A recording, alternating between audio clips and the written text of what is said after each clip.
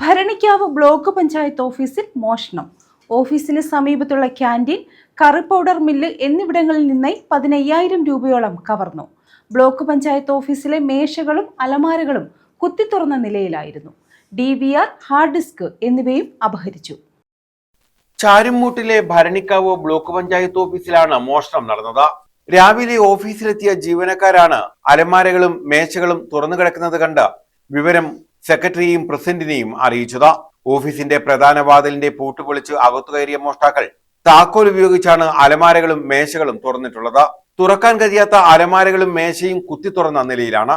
ഓഫീസിനുള്ളിൽ വലിയ രീതിയിലുള്ള പരിശോധന മോഷ്ടാക്കൾ നടത്തിയിട്ടുണ്ടെങ്കിലും പണമോ മറ്റ് സാധനങ്ങളോ നഷ്ടപ്പെട്ടതായി സൂചനയില്ല. പ്രധാനപ്പെട്ട രേഖകൾ വല്ലതും നഷ്ടപ്പെട്ടിട്ടുണ്ടോ എന്നത് തുടർ പരിശോധനയിലെ വ്യക്തമാകൂ എന്ന് ബന്ധപ്പെട്ടവർ പറഞ്ഞു. ഓഫീസ് വളപ്പിലുള്ള ഘടക സ്ഥാപനങ്ങളിലും മോഷണം നടന്നു.